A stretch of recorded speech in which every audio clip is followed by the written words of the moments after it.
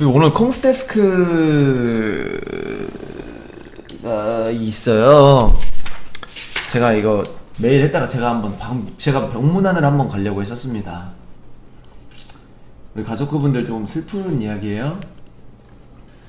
이게 12살 소녀가 한 명이 있었는데 안녕하세요 보겸오빠. 이거 이름 다 말해도 된다고 해서 말하는 거예요? 안녕하세요 보겸오빠. 저는 초등학교 2학년 12살 한예슬입니다. 저는 어렸을 때부터 몸이 많이 아파서 학교를 늦게 들어갔어요. 그래서 12살인데 아직 2학년밖에 못 올라갔어요. 제가 오빠에게 이렇게 이메일을 보내는 이유는 보겸오빠 매일 유튜브에 재미난 동영상 올려주셔서 감사합니다. 저는 7살 때부터 병원에서 계속 있었는데 잠깐 병이 나와서 10살에 학교를 들어갔어요. 그런데 다시 또 병이 나서 병원에 또 있어요. 병원에서 오빠가 노트북을 주어서 옛날부터 보겸오빠 방송을 봤어요. 보겸오빠가 게임 같은 건 잘하는지 모르는데 보겸오빠 얼굴이 웃겨 재밌었어요. 보겸오빠 저한테는 엄마가 그리고 오빠가 있어요. 엄마는 가게 식당에서 음식 만드는 일을 하고 오빠는 군인이에요. 오빠도 매일이 왔어요. 아빠는 제가 태어나셨을 때 병원으로 돌아가셨다고 오빠가 말해주었어요. 그래서 아빠는 잘 몰라요. 저는 엄마 오빠를 너무너무 사랑해요. 예전에는 저는 아파서 매일 울었어요. 그래서 엄마도 울었어요. 너무 슬펐어요. 엄마가 매일 저한테 미안하다고 했는데 저는 괜찮다고 해도 엄마가 자꾸 미안하다고 했어요. 오빠는 멀리 나라 지킨다고 해서 잘 못 만났는데 그래도 오빠는 좋아요. 저희 오빠는 올 때마다 선물 사주고 저한테 재밌는 걸 해주었어요. 오빠가 인터넷도 알려주었고 오빠가 네이버 아이디도 빌려주었어요. 그리고 오빠가 보겸오빠 알려주어서 보겸오빠 매일 보았어요. 다른 건 잘 안 보았어요. 그래서 보겸오빠 보고 나서 재미있어서 웃었는데 엄마가 좋아했어요. 엄마가 매일 울었는데 이젠 안 울어요. 제가 웃으면 엄마도 웃어요. 우리 오빠도 제가 웃는 거 이쁘다고 칭찬해주어서 정말 좋아요. 병원에 있는 건 정말 싫어요. 빨리 나가서 학교 가고 싶어요. 동물원 가서 펭귄 보고 싶어요. 옛날에는 정말 많이 아팠는데 지금은 익숙해졌어요. 그런데 엄마가 저는 아직 못 간대요. 더 건강해지면 갈 수 있대요. 병원은 심심해요. 그런데 보겸오빠가 재밌어서 조금은 안 심심해요. 자, 보겸오빠 매일 재밌는 방송 해주셔서 고맙습니다. 나중에 건강해지면 보겸오빠한테 선물 줄게요. 그럼 이만. 콩스테스크 때 사연 읽어줄 때 그때 보내줬던 건데 이게 안녕하세요. 이제 오빠가 보낸 메일이에요. 이 친구의 오빠가 보낸 메일인데 안녕하세요 보겸님. 요즘 일교차가 커서 감기 걸리기 쉬운데 건강은 잘 챙기시는지요? 저는 이전에 메일을 보냈던 12살 한예슬의 오빠인 23살 부사관 군인 신분인 남자입니다. 사실 이렇게 제가 메일을 드린 건 다름이 아니라 뜬금없는 메일을 받으셔서 정말 당황하실 거라 생각해서 사정 설명차 이렇게 보내드리게 되었습니다.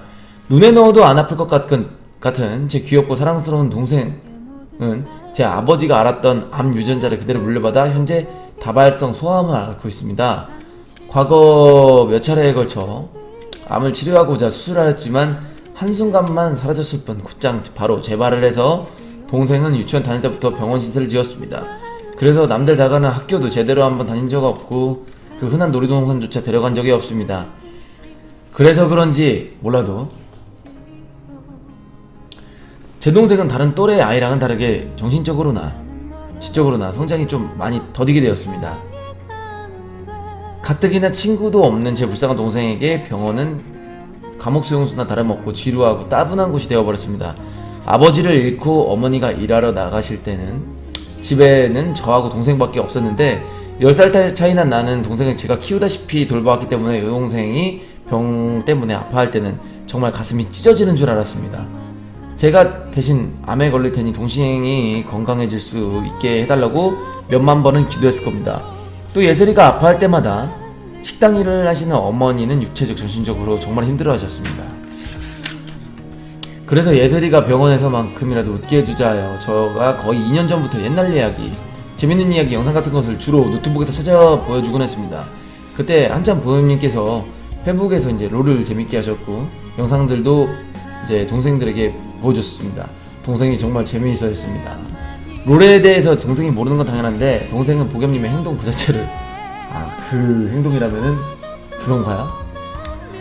그래서 다소 욕설이 있고 과하셨어도 제 동생이 정말 재밌어하고 좋아하는 것 같아 보겸님의 아프리카TV 보는 방법도 알려주고 보튜브 영상까지 보는 방법도 알려줬습니다.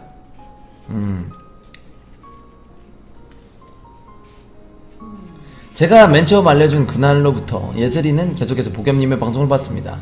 제가 물어보니 거의 하루도 빼먹지 않고 본 것 같더군요. 보겸님이 방송을 하지 않으실 때는 유튜브하고 아프리카TV 다시 보기 영상 봤던 것을 계속해서 보더군요. 덕분에 예슬이는 웃음을 찾았습니다. 예슬이도 가족 크네요. 그전까지 예슬이가 정말로 잘 웃지 않았는 아니었는데 이제는 정말 잘 웃습니다. 최근에까지도 제 영상을 계속 보고 있나봐요. 영상까지 방송 챙겨보고 한 번은 제가 예슬이랑 같이 보겸님 방송을 보는 와중에 정말 심한 욕설이 나와서 못 보게 하려고 했었는데 자 동생이 다시는 웃지 못할까봐 차마 무서워서 못 보게는 하지 못했습니다. 물론 다행히도 보겸님께서 날이 가면 갈수록 컨텐츠도 다양해지고 욕설도 클린해지고 욕설도 안하고 클린하게 하시는 것 같아서 지금은 안심됩니다. 자 지금은 동생이 봐도 될 것 같아서 안심이 된답니다. 오늘 오전 11시부터 예슬이한테 대수술이 시작됩니다. 아무래도 이번엔 정말 큰 수술이라 예슬이도 긴장이 되는지 새벽부터 일어나 있습니다.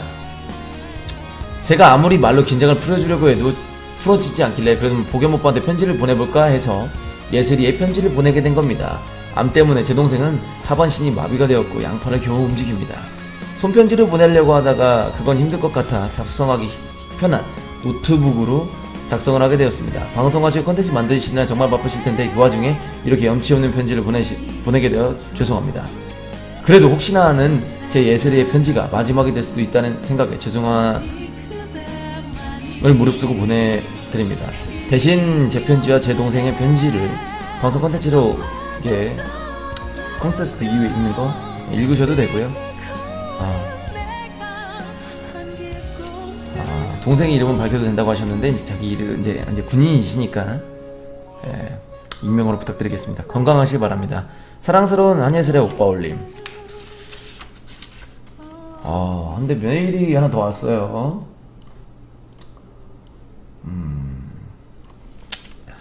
안녕하세요. 답변 주셔서 감사합니다. 예슬이는 어제 15시경 수술 도중에 세상을 떠났습니다. 애초에 이번 수술은 이미 암이 많이 진행된 4기인 상태라 수술 집도 전 의사 선생님께서 수술 성공 확률 5% 미만이고 생존 가능성이 극히 낮다고 수술 권고하지 않으셨습니다. 그래도 혹시나 하는 수술 성공 가능성 때문에 더 이상 예슬이를 고통스럽게 하지 말자던 어머니를 제가 설득하여 진행된 수술이었습니다. 그런데 그건 제 착각이었나 봅니다. 현재 예슬이의 이제 막 사망신고를 마치고 장례식 중에 있습니다. 예슬이에게 좋은 추억을 만들어주시고 싶다고 하셔서 정말 감사합니다. 제가 찾아가려고 했었는데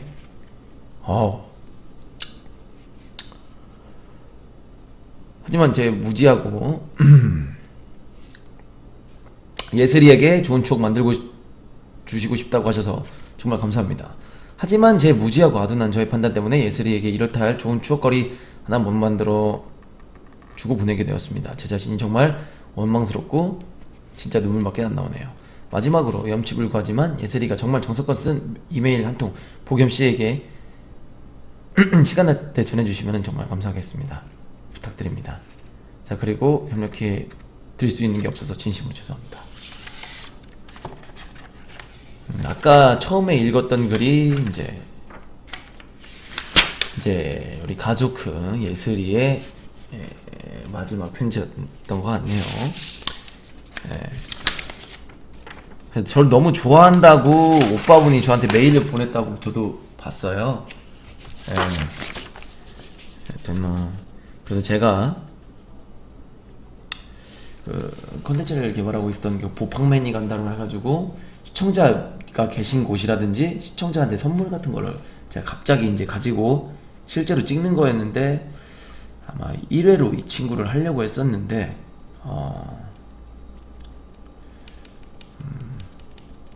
좀 아쉽게도 방금 저도 이거를 이 마지막에 이제 마지막 내용은 저도 방금 읽었는데 보면은 그 아팠던 시간을 아팠던 시간대가 2년여 전부터, 그 훨씬 전부터 아팠는데 이제 2년여 전부터 제 방송을 보고 지금까지도 이제 마지막까지도 이제 제 방송을 보고 이제 유튜브 영상 많이 봤나봐요. 참 이게 제가 한번 찾아가려고 했었는데 그렇게는 이게 안 됐네요.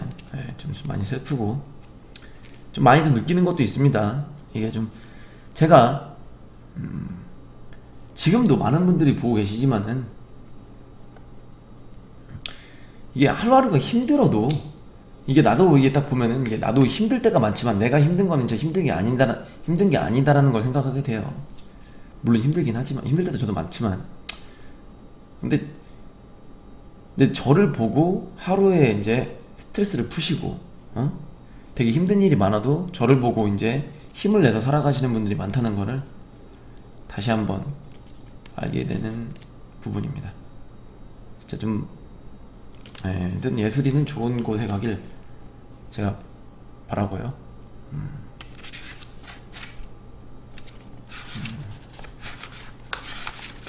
이제 오빠도 이제 빨리 군대 이제 가신 이유가 그거네요. 어떻게 보면은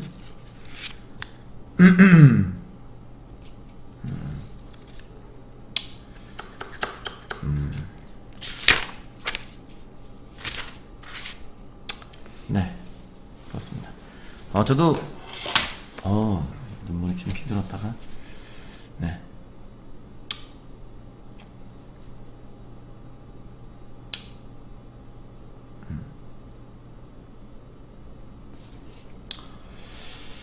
네, 하여튼 근데 제가 더 힘을 내야 될 것 같아요. 진짜로 이게 제 방송 보시고 되게 힘을 내시고 하루하루 어려운 그런 걸 좀 헤쳐 나가시는 분들이 많다는 거를 다시 한번